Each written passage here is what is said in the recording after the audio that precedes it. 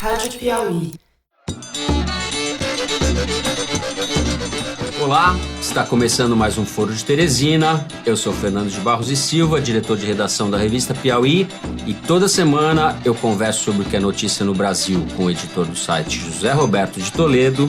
Opa Toledo, e com a repórter Malu Gaspar. Oi, tudo bem? Eu concedo ordem de habeas corpus de ofício até que o Superior Tribunal de Justiça decida sobre o recurso. Toda quinta-feira, a partir das 5 da tarde, você participa da nossa conversa. É só acessar o site da Piauí ou baixar no seu celular. O meu candidato a presidente da República é Jair Messias Bolsonaro.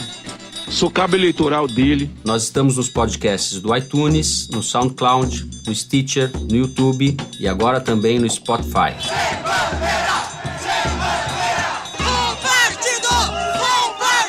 Se você não tem ideia do que eu tô falando, eu mesmo não tinha ideia do que eu tava falando há pouco tempo, vai lá no nosso site, na aba da Rádio Piauí, que a gente explica como baixar para sair ouvindo. É bem melhor ouvir o Foro de Teresina do que os comentários do Galvão Bueno também, no né, intervalo Fernando? dos jogos. Não precisa apelar, né? O nosso Foro de Teresina tem 3 blocos, como sempre. Nessa semana a gente vai abrir o programa falando da decisão do Supremo que libertou o José Dirceu e o João Carlos Genu, do PP, da prisão e anulou a ação penal contra Fernando Capês, deputado estadual por São Paulo pelo PSDB, envolvido no escândalo da máfia das merendas. No segundo bloco nós vamos falar do namoro de Jair Bolsonaro com o PR de Valdemar Costa Neto e vamos fechar o programa com o que restou de junho de 2013 no Brasil de hoje.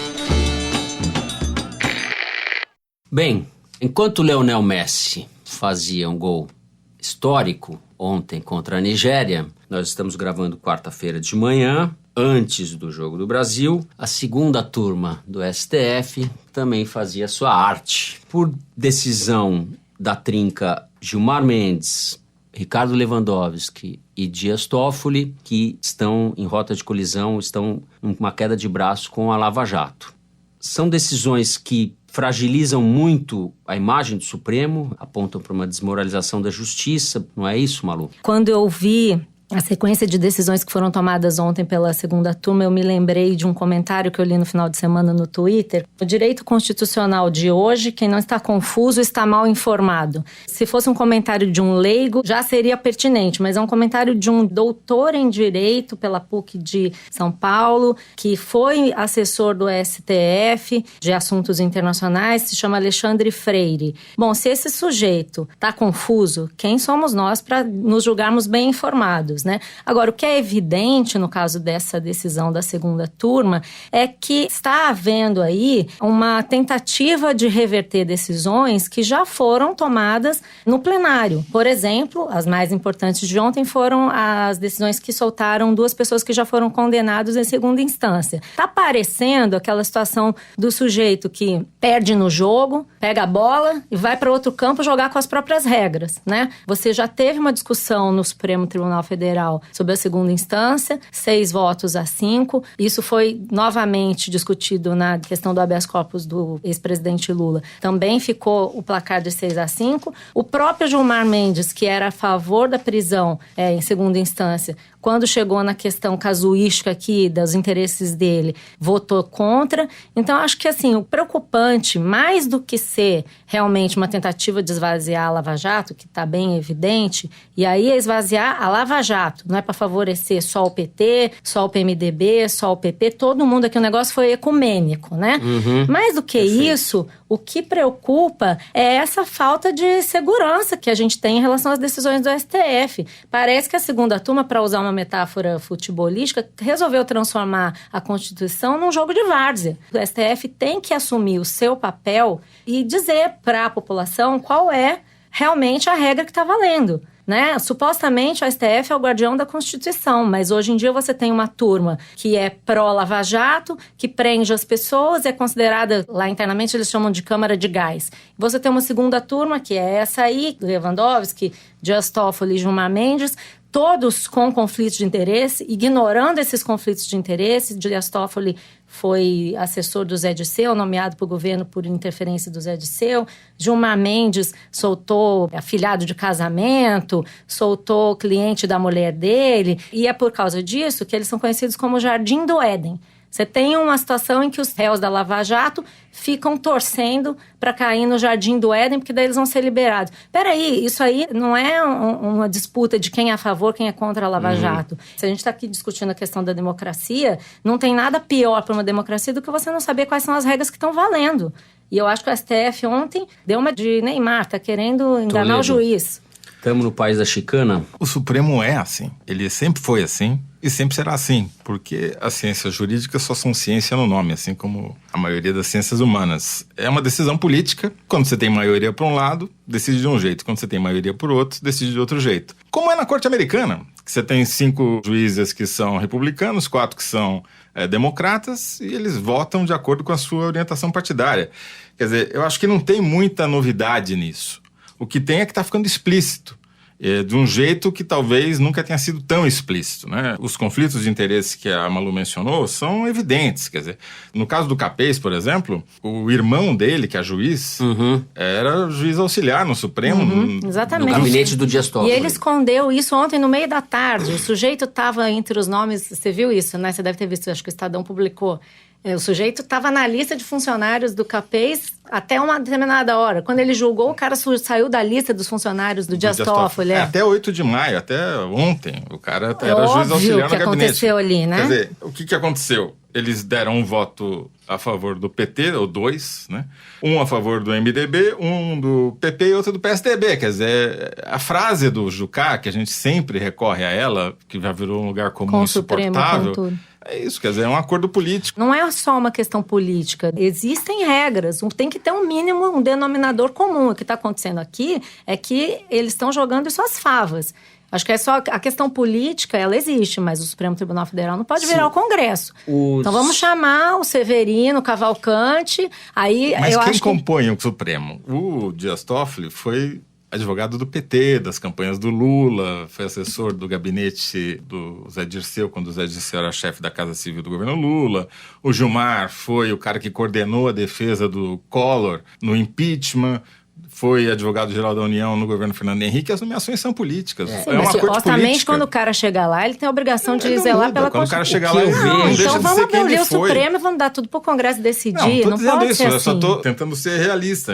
As Mas decisões, não é elas não natural. são baseadas... A lei, ela é escrita, mas ela é passiva de interpretação. E na interpretação, o cara vota de O que eu acordo com as suas vejo, convicções. gente, aí, é comportamentos muito inadequados do Supremo que vem de algum tempo. O Gilmar Mendes talvez seja o campeão disso. Comportamentos inadequados que se aproveitam de um vazio de comando no próprio Supremo da ministra Carmen Lúcia, presidente do Supremo. Ela se recusou a colocar as ações que discutem a revisão da prisão a partir da segunda instância em votação. Isso criou um clima de uma espécie de vale-tudo. Lewandowski ontem falou, enquanto isso não for julgado, cada um decide como quiser. As gambiarras estão dando as cartas e se junta a isso uma politização explícita, como disse Toledo, do Supremo. O Gilmar Mendes, como se sabe, é um ministro que só fala nos autos, não dá opinião política, é avesso a aparecer na mídia. Não antecipa a decisão Não nunca. antecipa a decisão.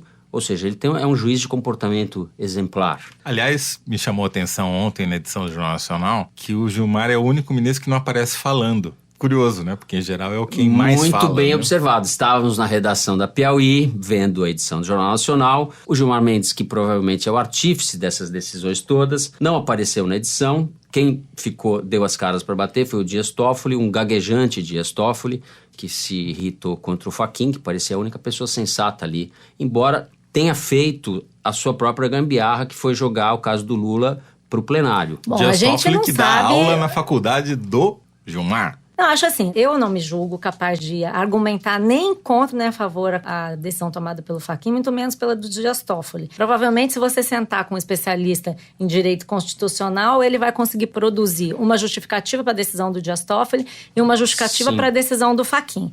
Mas eu posso dizer o que eu apurei, conversando lá com o pessoal do STF, sobre o despacho incompreensível do Fachin. Tive que recorrer aos universitários e o que eles explicaram é o seguinte: tanto o caso do Zé Dirceu quanto o caso do Lula são recursos a decisões tomadas pelo TRF4, que é o Tribunal Regional lá do Rio Grande do Sul, que é a instância onde termina a discussão sobre se a figura é culpada ou não. Se o sujeito tem culpa, não tem culpa, as provas valem, não valem. Agora nós estamos numa discussão, cortes superiores, direitos individuais, garantias, embargos, dosimetria da pena, essas coisas. No caso do Zé Dirceu, essa decisão foi tomada pelo Dias Toffoli, assim, na segunda turma, porque ele avaliou que poderia haver uma mudança no STJ, onde tem um outro recurso. O negócio é super embolado.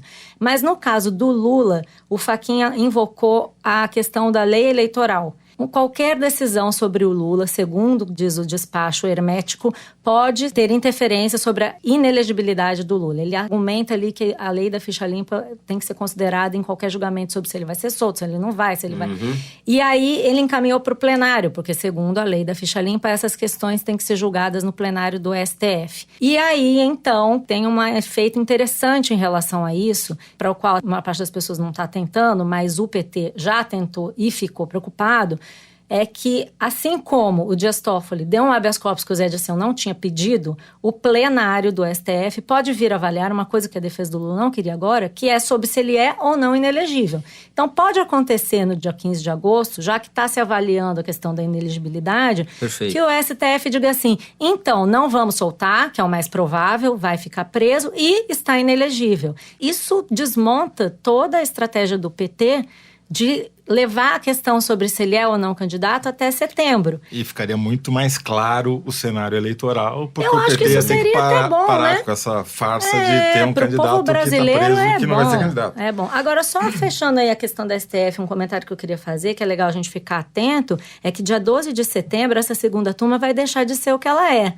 Então, tá todo mundo correndo para conseguir essas decisões agora, porque a partir do dia 12 de setembro, o Toffoli desmonta o trio, vira presidente assume a presidência do STF e é trocado pela Carmen Lúcia, que não faz parte desse grupo. Então, o Jardim do Éden tem data para acabar, pelo menos, ao que se imagina. Mas a melhor definição de jurista que eu já ouvi na minha vida foi dada pelo Seu Frias, que era o dono da Folha de São Paulo, já morto, que ele dizia assim, jurista é aquele cara para quem você chega e pede um parecer e a única pergunta que ele faz é contra ou a favor. Exatamente. É isso aí. Olha, nós estamos diante de um processo de desmoralização da justiça. Onde isso vai desembocar? Eu acho que não desemboca em coisa boa, fortalece coisas como Bolsonaro, isso não tenho muita dúvida. Com isso, a gente aproveita esse gancho para passar para o segundo assunto do programa, que é o namoro da candidatura do Bolsonaro com o PR de Valdemar Costa Neto. O deputado Jair Bolsonaro, candidato à presidência da República pelo PSL, diz ter mandado uma cartinha de amor ao seu colega de Congresso, o senador Magno Malta, do Partido da República, convidando-o para ser vice na sua chapa. Essa relação ainda está em curso. Toledo, o que isso pode mudar no quadro eleitoral em relação à candidatura do Bolsonaro? Bom, para o Bolsonaro seria muito bom ter mais tempo de televisão, ter mais estrutura partidária, mas para a gente entender essa história, Fernando, a gente tem que recorrer um pouco no tempo, porque o Brasil é o país que desmente o Marx na frase famosa de que a história se repete como farsa. No Brasil, a história é sempre a mesma farsa e não mudam nem os personagens, né? Que antes do junho de 2013 teve junho de 2002, mas precisamente de 18 para 19 de junho, num apartamento em Brasília, apartamento do deputado Paulo Rocha, do PT da Bahia, houve um encontro entre Lula, candidato a presidente da República, e Zé Alencar, então filiado a um partido chamado PL, que é o predecessor do PR, e estavam nesse apartamento presentes nessa reunião também, mais três figuras que se repetem tanto no Supremo quanto nos anais da política. E no Foro de Teresina. Exatamente, que era o Zé Dirceu, o Valdemar Costa Neto e o Delúbio, famoso tesoureiro do PT. Essa reunião era porque o Lula queria o Zé Alencar como vice. Queria ter um empresário, mudar a sua imagem, carta aos brasileiros, aquela guinada para o centro. E o problema chamava-se Valdemar Costa Neto, que estava vendendo caro esse apoio. O Valdemar era o presidente do PL. 18 anos depois, ele não é presidente, ele é mais importante do que presidente, ele é dono do PL. Bom, naquele junho de 2002, o Zé Alencar e o Lula ficavam na sala e num quartinho ficavam o Delúbio, o Zé Dirceu e o Valdemar. Imaginem, discutindo o quê? Quando finalmente terminou a árdua negociação, o Zé Dirceu chegou na sala e falou, fechou. E o Delúbio emendou por 10 milhões. Essa história foi contada pelo Bob Fernandes em outubro de 2002, numa reportagem, e que foi a reportagem, inclusive, que dava a eleição do Lula, e ali já estava assinalado o que ia acontecer nos próximos 18 anos, né? Porque esses 10 milhões deram origem ao mensalão, porque ali se constituiu uma dívida do PT com o PL na época. Essa dívida não foi paga totalmente em recursos de campanha. Criou-se uma operação envolvendo os mesmos caras que estão agora envolvidos no escândalo da Lava Jato, por exemplo, o doleiro Funaro. Ele constituiu uma empresa chamada Garanhuns para fazer uma operação de lavagem de dinheiro para pagar o PL do Valdemar. Então a pergunta agora que eu faço é, será que o Bolsonaro devia ter mandado essa carta para o Magno Malta ou para o Valdemar? Quem será que decide? 10 milhões na época daria 27 milhões hoje. Dessa história que você tirou do fundo do baú... Mas que é muito atual. Tinha razão o Delúbio quando dizia que o mensalão ainda ia virar uma piada de salão. Virou, de fato. O mensalão era peanuts perto do que veio à tona depois. Malu, você tem acompanhado aí as andanças do Bolsonaro? Nem tanto, eu gostaria de estar acompanhando mais, pertinho, saber mais, ver mais. Estou assuntando ali. Você acha que tem chance dessa aliança sair? Então, ontem mesmo, terça-feira, eu conversei com várias pessoas próximas ali do entorno do Bolsonaro e como tudo no Bolsonaro, a coisa é meio amadora. Um fala que sim, o outro fala que não, mas eu tendo a acreditar que se o PR realmente quiser embarcar na candidatura do Bolsonaro, ele tá topando, ele quer mesmo e para ele é uma ótima jogada. Além disso que o Toledo falou de ter mais tempo de TV e mais estrutura, ele dá um touché na estratégia do PSDB de trazer o PR para sua coligação com 50 deputados e também dar um touché na estratégia do PT de trazer o Josué Alencar como vice do Lula. Então, quer dizer, o PR é aquela coisa, ninguém quer dizer que está perto, mas todo mundo quer ter do seu lado. Agora, imagina o que o Valdemar está cobrando quando ele tem PT, PSDB e Bolsonaro querendo ele casar com ele. Isso é que é curioso, porque o Bolsonaro, até onde consta, não tem dinheiro. Então essa vai ser uma dívida paga pós-posse. É um cheque pós. Os próprios apoiadores do Bolsonaro, o pessoal raiz, né? Porque tem os Bolsonaros Nutella que chegaram agora, esse pessoal que faz o oba-oba em torno do Bolsonaro, mas tem aqueles que estão com ele há muitos anos. Eles temem justamente isso. Ontem uma pessoa me falou, você sabe o que é o Valdemar, né? Ele vai nos cobrar. E o Bolsonaro tem dinheiro.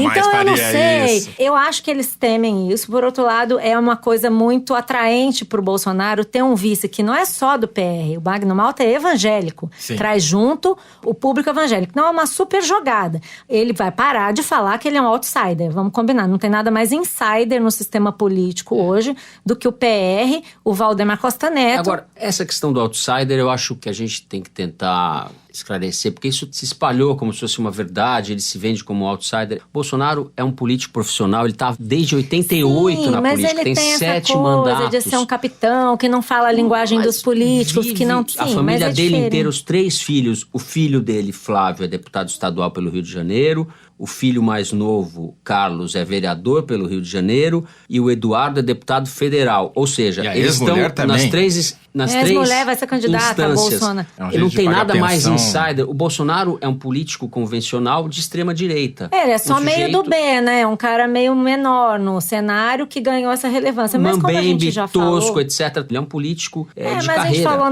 no último programa, né? Tem os fatos e tem a narrativa, né? Sim. A narrativa do Bolsonaro é essa. Então essa coisa do PR demagogo. Atrapalha a narrativa. Mas, por outro lado, a personalidade dele é de um cara que quer ter o controle de tudo. Ele manda em tudo sozinho, ele gosta de fazer tudo sozinho.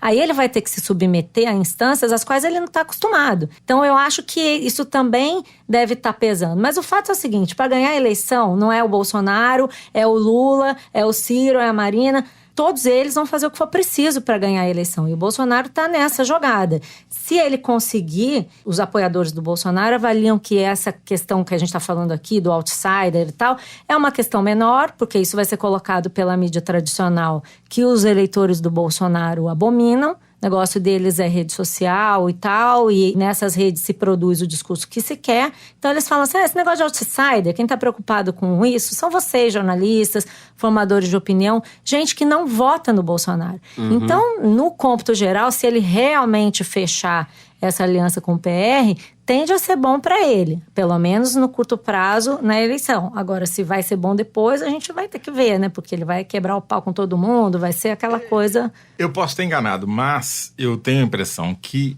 essa carta de amor foi deflagrada pelo balão de ensaio que o Lula lançou do Josué, filho do Zé Alencar, que é filiado ao PR, botar o Josué de vice dele. Não, mas ele tá desde fevereiro falando, abraçando, beijando o Magno Malta, assim. Mas também em algum momento o Bolsonaro cogitou fazer um movimento para o centro, tentar trazer um empresário para ser vice dele, para ampliar o leque. O Magno Malta é mais do mesmo. Esse eleitorado evangélico que o Magno Malta representa, ele já está em grande parte com o Bolsonaro. Ele vai consolidar esse eleitorado, ou seja, é uma jogada defensiva. Ele não vai, provavelmente, ganhar muito mais votos trazendo o Magno Malta. Não sei. Porque ideologicamente falando, a Marina não tem uma acrescenta. parte dos evangélicos, o Alckmin não tem uma parte dos evangélicos. A Marina tem, o Alckmin muito pouco. O eleitorado da Marina é um eleitorado feminino que não gosta do Bolsonaro, não gosta do estilo do Bolsonaro, não vai ser o Magno Malta que eu acho que vai fazer mudar a opinião dessas eleitoras. Aliás, né, uma figura que não tem nenhum apelo, assim, né, entre as ele mulheres. É do Sudeste, ele não agrega absolutamente nada no Nordeste. Então, eu acho que foi uma jogada defensiva para consolidar o eleitorado que o Bolsonaro já tem. Pode dar certo, porque o que ele precisa, na verdade, é chegar no segundo turno. Essa decisão aí de PR, se consolidada, vai abrir a porta para o fisiologismo, né? Uma das informações que eu tive ontem é de que tem uma lista aí na mão do Onyx Lorenzoni, que é o coordenador da campanha do Bolsonaro ali para questões de congresso e apoios políticos locais. Haveria mais de 100 deputados dispostos a aderir à campanha do Bolsonaro, fechadas as negociações de aliança e tal, lá para quando chegar para setembro, se ele realmente se consolidar. Então é importante, nesse caso, você mostrar para esses 100 caras que estão a fim de pular na canoa, que já tem 50 lá dentro, entendeu? Existe uma questão de momento, né? Mas, como se diz na política americana. É um embalo. Mas o Magno Malta não significa que todos os deputados do PR vão apoiar. Eu concordo, eu já ouvi falar nesse... É o Valdemar, né? Se o Valdemar for, a gente tá resolvido, diria o Bolsonaro. Mas o próprio Onyx é o exemplo de como o partido no Brasil não vale nada. Quer dizer, o Onyx é do DEM, que supostamente está fechando uma aliança com o PSDB, mas o DEM, na verdade, está dividido em 4. Mas é o que você já falou sobre o STF, é tudo uma várzea essa política brasileira. Não me convence o fato de que se o Magno for o vice do Bolsonaro, que isso traz automaticamente toda a bancada do PR. Eu acho que vai ser uma questão regional. É mais um sinal de que a candidatura do Bolsonaro se fortalece, né? Sem dúvida. Ela resistiu até agora. Ele é, além do Lula que está preso e não vai ser candidato, o candidato que mais entusiasma, o único que entusiasma, que mobiliza setores, o público dele. Os outros candidatos não provocam nem de longe o mesmo tipo de reação. E uma aliança com um partido como o PR, que tem lá seus dezenas de deputados e algum tempo de televisão, sem dúvida fortaleceria. Com isso vai se normalizando essa candidatura de extrema-direita. Como diz o Marcos Nobre, né? O sistema vai engolindo os candidatos novos, né? Bom, já que você falou de Marcos Nobre. Marcos Nobre escreveu um artigo importante na Piauí do mês passado, fazendo um balanço dos 5 anos de junho de 2013, que vai ser o tema do nosso terceiro bloco. Aproveitando que junho está chegando ao fim, nós vamos falar de junho de 2013. A questão é, se nós pensarmos para onde está se conduzindo a eleição no Brasil e a política em geral no Brasil, as demandas que surgiram em junho de 2013 não vão encontrar resposta na eleição daqui a alguns meses. Você concorda com isso, Toledo? Eu concordo. Eu acho que junho de 2013 desagou num fortalecimento das burocracias partidárias, que era uma das bandeiras que aquele movimento muito diluído, difuso, sem liderança, mas que se tentou interpretar como uma das reivindicações, era mais democracia, que a democracia não fosse uma coisa apenas institucional, mas que tivesse mais presente no dia a dia das pessoas. O efeito que a gente está vendo, vamos esperar as urnas serem abertas, óbvio, mas tudo indica que o que vai acontecer é um fortalecimento da burocracia partidária. Passamos aqui minutos discutindo Valdemar Costa Neto, que é uma figura que já foi condenada e presa em escândalos sucessivos e continua mandando no seu partido. Tudo indica que haverá uma baixíssima renovação do Congresso Nacional. Todos os candidatos a cargos majoritários com melhor desempenho nas pesquisas, tanto para governador quanto para presidente, são figuras conhecidas no meio político. Ou seja, a novidade não vai despontar na urna esse ano. Mas, ao mesmo tempo, você tem, depois de junho de 2013, talvez principalmente nas periferias, como disse a nossa produtora Luísa Miguez, você tenha fenômenos novos importantes acontecendo. Eu acho que os movimentos identitários, os movimentos negros, a primavera feminista, a primavera dos secundaristas, que aconteceu forte em São Paulo, mas em outros lugares do país, isso tudo tem a ver um pouco com o espírito de junho. Existe uma pauta ou uma demanda democrática, movimentos que estão se formando na sociedade, que talvez não encontrem vazão, talvez não se expressem na eleição, né? Eleitoralmente, mas eles não deixam de ter importância. Talvez a gente tenha uma eleição com um grau de abstenção recorde. Então, isso também é reflexo da desconexão, digamos, desse fortalecimento das estruturas partidárias, eu concordo inteiramente com você, com o que está acontecendo no país real, digamos assim. A gente mesmo, a revista Piauí, publicou agora no mês de junho, num artigo ótimo, muito bacana, do Marcos Nobre, que é um cientista político. Professor de filosofia da Unicamp e pesquisador do SEBRAP. Que analisou justamente isso que a gente está discutindo aqui. O que fica de legado das manifestações de 2013 para esse momento do Brasil. E tem uma coisa que ele fala que eu acho que combina com o que o Toledo está dizendo, que o que a gente está vendo agora é a reação do sistema político a essas manifestações que, na verdade, tentavam introduzir uma nova forma de política. Ele fala que o sistema político engoliu outsiders, ou expulsou da disputa outsiders como Joaquim Barbosa e Luciano Huck, que esse sistema criou leis eleitorais que mais favorecem o mais do mesmo do que você abrir espaço para renovação. E essa tensão, ela está latente. Essa tensão, ela permanece nos debates da eleição, também já vem vindo em todos os debates importantes que a gente teve no Brasil, inclusive recentemente a questão da greve dos caminhoneiros. São ecos que não vão deixar de existir. E uma coisa que muito me chamou a atenção, que eu acho que ele conseguiu colocar com propriedade, é que essas tensões que estão hoje vigentes no Brasil, elas são um reflexo de um desmantelamento de um modelo econômico, em princípio, que era aquele modelo baseado no financismo, o excesso de liquidez no mundo ali em 2008, e logo em seguida da resposta que foi dada àquela crise. Os estados, para sustentar os gastos sociais, para não deixar as economias entrarem em colapso ali em 2008, começaram a gastar mais do que podiam, dar subsídios que agora, pelo menos no caso do Brasil, se mostraram exagerados, indevidos, e o Estado quebrou. Então, primeiro você teve uma reivindicação de mais Estado que foi atendida, e agora o que a gente está vendo é que nenhum desses dois modelos, nem o liberal clássico, nem o socialista ou o estatista clássico, dão resposta para essas questões. Essa é uma tensão que está subjacente aos debates eleitorais, né? Não existe nenhum candidato que não esteja tentando dar uma resposta qualquer para essa questão. Então, por mais que a gente ache que não ficou nada, o mundo é outro depois desses debates. É por causa de 2013? É uma conjuntura. Tem 2013, tem economia, tem várias coisas que permanecem, né? Eu concordo totalmente com o que você falou. Pode tocar a valsa? A valsa é porque a Malu e o Toledo foram pautados aqui para nunca concordarem no programa.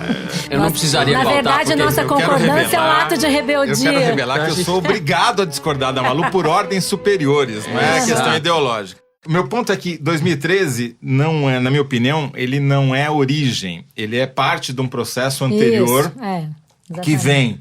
É a geração com maior escolaridade que o Brasil já teve, é uma geração que teve mais conforto do que qualquer outra geração que o Brasil já teve, em termos de renda, consumo, acesso a meios de comunicação. É a geração que pegou a revolução digital no seu ápice. Os instrumentos que permitiram 2013, que foram as redes sociais, WhatsApp, Facebook, que marcavam as manifestações, permitiam organizações sem você ter uma estrutura como partido ou sindicato para fazer isso, só foi possível porque a tecnologia também permitiu isso. E se a gente regredir no tempo, a gente vai ver que a origem de 2013 no mundo vai estar em Londres em 2011, vai estar na Primavera Árabe. São fenômenos que aconteceram no Occupy dos Estados Unidos antes disso. Exatamente. Que é uma geração e a tecnologia juntos, o Marcos Nobre, sem representação na estrutura política tradicional. Completando o que você falou, o Marcos Nobre inscreve o que aconteceu no Brasil, isso é uma das coisas bacanas do artigo dele, no âmbito mundial. Aconteceram primaveras ou manifestações parecidas em várias partes do mundo. E os desdobramentos dessas manifestações foram muito diferentes, dependendo de cada país. Ou seja, o legado ou as possibilidades de 2013 estão abertas, né? E existem disputas para serem feitas no campo democrático. Está em curso. Uma reorganização dos sistemas e do discurso político que está rolando. Ele tem uma leitura, faz uma avaliação, no fundo, positiva de 2013 e do que isso pode representar como possibilidades da política de democratização, não só no Brasil. O contraste dessa análise dele com o que disse o Fernando Haddad quando escreveu pra gente, fez um relato da experiência dele na prefeitura. Ele estava na origem de 2013, porque era prefeito de São Paulo. 2013 começou com uma reivindicação de aumento da passagem dos ônibus, movimento Passe Livre. Esse foi o estopim. E depois, ao longo das manifestações, ela foi mudando de caráter, foi se tornando uma manifestação além dos 20 contra centavos. Os políticos e contra o governo federal especificamente.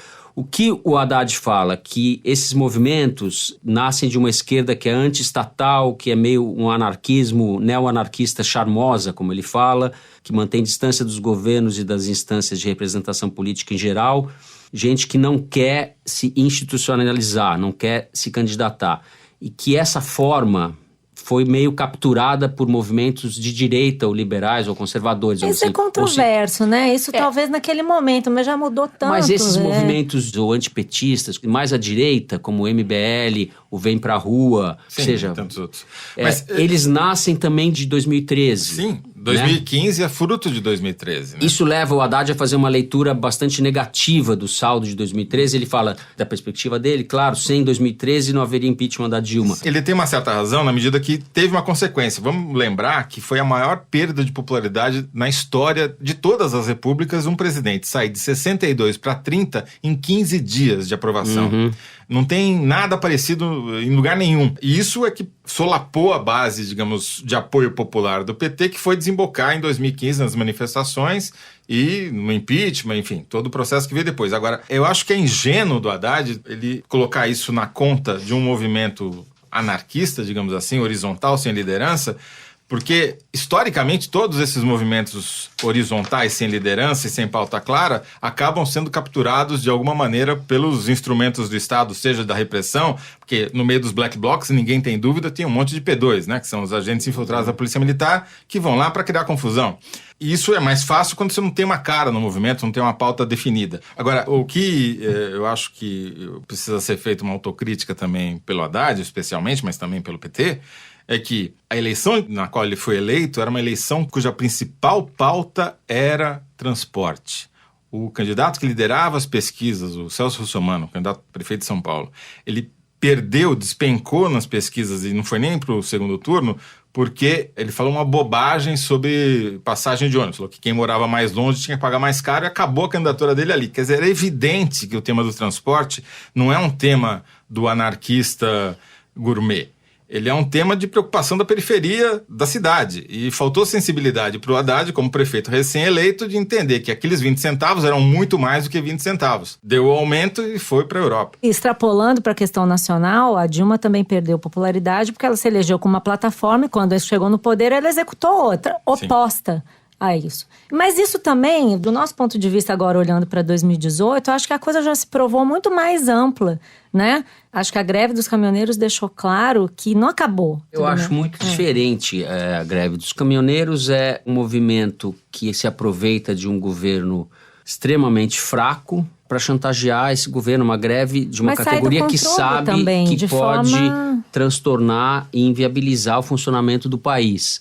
E que foi sequestrada também pelos infiltrados do aparelho de segurança. Mas havia um contingente de pessoas que não estavam sendo controladas por movimento nenhum, por isso que ela demorou tanto tempo. As manifestações de junho de 2013 são muito mais pulverizadas, né? Elas adquiriram... Claro, é verdade, mas continua rolando esse eco, essa tensão permanente na sociedade brasileira, né? Demandas mais à esquerda, grupos mais à direita. Mas acho que a gente concorda, Fernando, que a urna não vai dar resposta para essas demandas. Não vai. É mais uma etapa, é uma indicação de tendência. Eu chamei a atenção para esse texto do Haddad porque, num primeiro momento, no calor da hora, os jornalistas de esquerda se entusiasmaram muito, todo mundo fazia associação imediata com Maio de 68, etc. Num segundo momento, a esquerda passou a ver uma inflexão conservadora, 2013 é uma espécie de marco disso. E o que o Marcos Nobre faz é falar nem uma coisa nem outra. Esse negócio desdobrou nos diversos países de maneiras diferentes. No Brasil,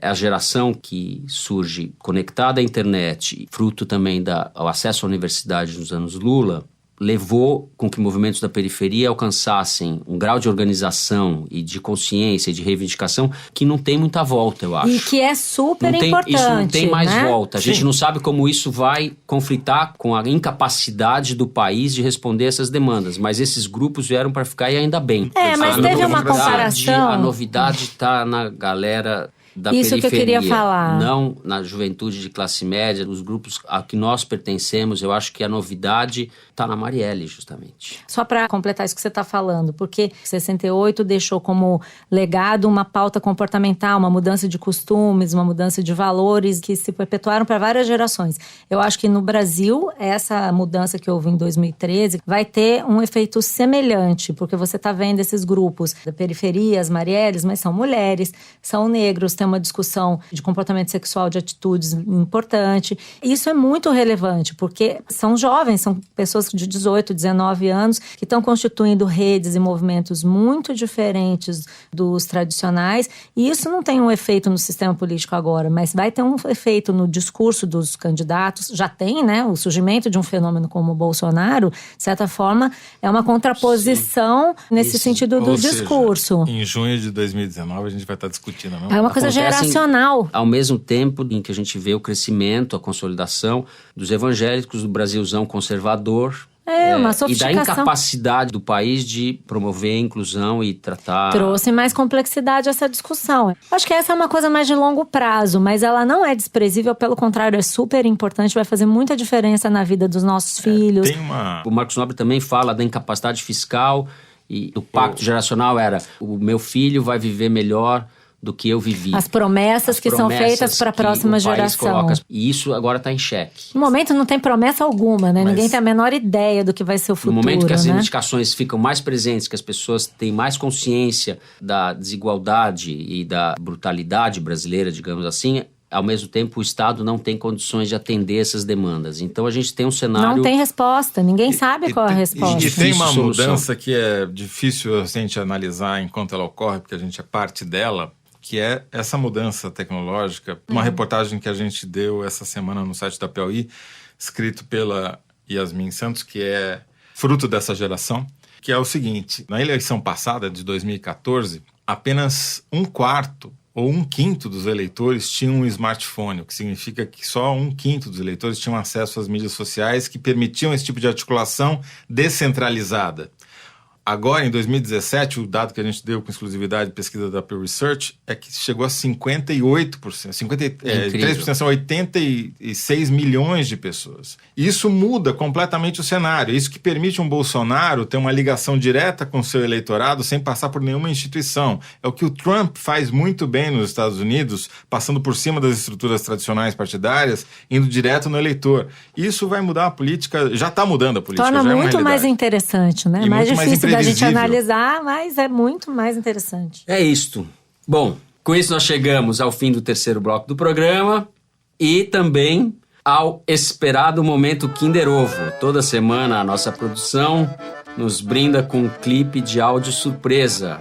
É um gol contra do Marrocos, um choro do Neymar, uma vuvuzela desafinada. A gente só descobre... Uma eliminação da Alemanha. Uma eliminação da Alemanha. Estamos gravando enquanto a Alemanha está jogando. O Felipe está aqui fazendo o som e ao mesmo tempo vendo ali o jogo da Alemanha. Solta o Kinder Ovo, Felipe. Portanto, é importante, talvez, mais do que votar em candidato, é votar em projeto. Daí sim, você estará fazendo algo pelo país, porque as desinformações, digamos assim, a malemolência, muitas vezes, né, de candidatos, ao fundamento de que, não vou dizer isso porque eu perco eleitorado tal, eleitorado qual, é um mal para o país. Por isso que não é sem razão que muitas e muitas vezes até no período eleitoral, haverá aqueles que apostam na desinformação, de olho nos próprios interesses. Ó! Esse cara ocupa algum cargo em essas algum lugar? mãozinhas, viu? Quem é? Essas mãozinhas. Já fazendo o que criticam. Bom, Que a que- produção eu nem preciso falar. A gente acabou de ouvir o presidente Michel Temer durante esse seminário sobre o impacto social e político-econômico de fake news, promovido pela Associação Brasileira de Rádio e Televisão. Produzindo uma fake declaration. E como ele não fala nada, eu fico pensando sempre nas mãozinhas dele. Ele passa a palma de uma mão nas costas da outra, como se uma mão estivesse roubando a outra o tempo inteiro. Eu gostei mesmo, foi da malemolência, que é uma Malemolência. característica É a cara do dele, Temer, né? é, exatamente, É uma exatamente. marca da sua gestão. Já fez até assim uma gingadinha com a cintura, né? A gente não viu, né, Paula? Mas deve ter tido, né? Uma mexidinha assim, uma reboladinha. O programa é Terminá-lo-ei.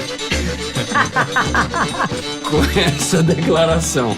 Toda quinta-feira, às 17 horas de Brasília, você tem esse encontro marcado com a gente no site da Piauí e também nos podcasts do iTunes, no Stitcher, no SoundCloud, no YouTube e agora, atendendo a pedidos, também no Spotify.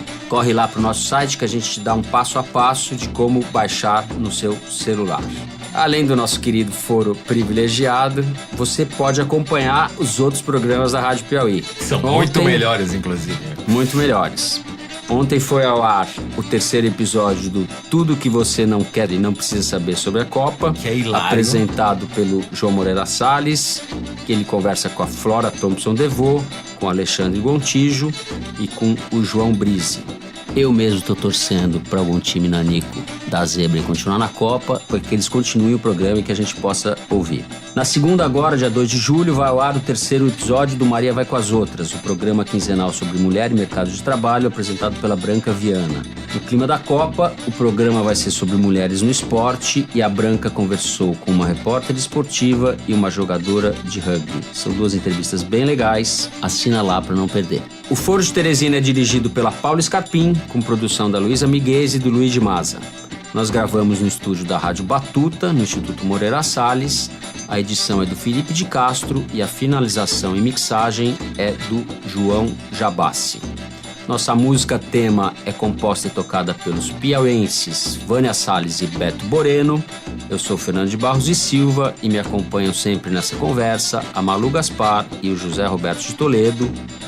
Obrigado, até a semana que vem. Tchau, pessoal. Até a próxima. Vai, Coreia!